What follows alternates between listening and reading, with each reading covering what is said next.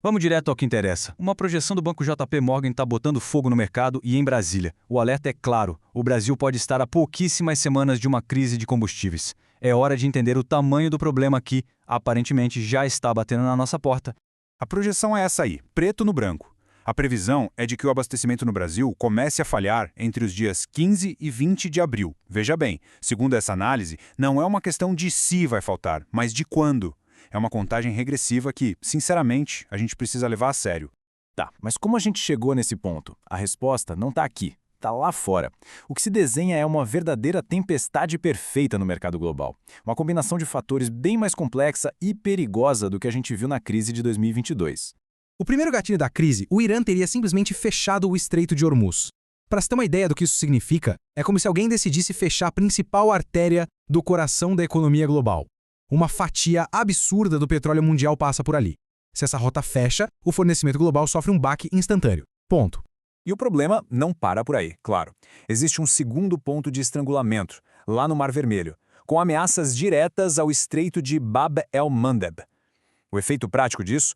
Os navios petroleiros são forçados a dar uma volta gigantesca contornando toda a África. O petróleo até pode chegar, mas vai chegar bem mais tarde e, obviamente, muito mais caro.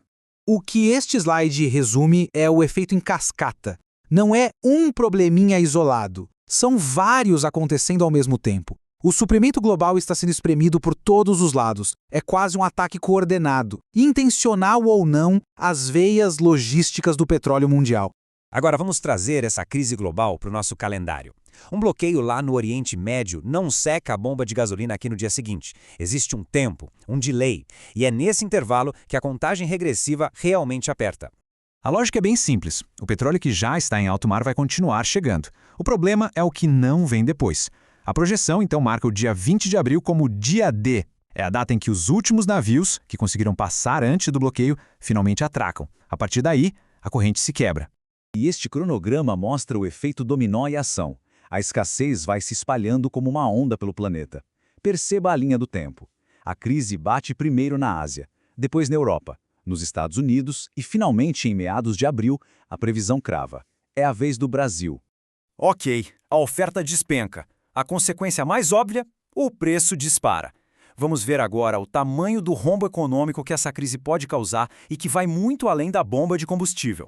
Esse gráfico aqui dá a dimensão do salto. Se essa projeção se confirmar, o pico de preços que a gente viu em 2022 vai parecer troco de padaria. A estimativa é que o barril possa bater nos $200. Isso é um território financeiro completamente desconhecido e, sejamos honestos, bem perigoso. E um petróleo a $200, claro, cria um tsunami inflacionário. A projeção é que a inflação global possa simplesmente triplicar. E a gente já conhece essa história, né? Quando a economia mundial espirra, o Brasil costuma pegar uma pneumonia daquelas. Mas o preço final na bomba, a gente sabe, é uma soma de fatores. A análise da fonte faz questão de separar as coisas.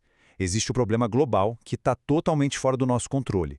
E existe o fator local que, segundo a análise, é fruto de decisão política interna. E aqui está o argumento central da fonte sobre o preço no Brasil. De um lado, a crise internacional empurrando o preço do barril lá para cima. Do outro, a análise aponta a reoneração dos impostos federais como um, digamos, multiplicador do problema. Na visão da fonte, parte do impacto sentido no bolso não viria de fora, mas sim de uma decisão tomada aqui, mesmo, em Brasília. E com isso a gente fecha essa análise. A pergunta que fica no ar é, no mínimo, incômoda. E se a projeção estiver certa? Se essa tempestade perfeita realmente chegar com tudo em abril, o que acontece no dia seguinte? A resposta, para o bem ou para o mal, talvez não demore tanto para chegar.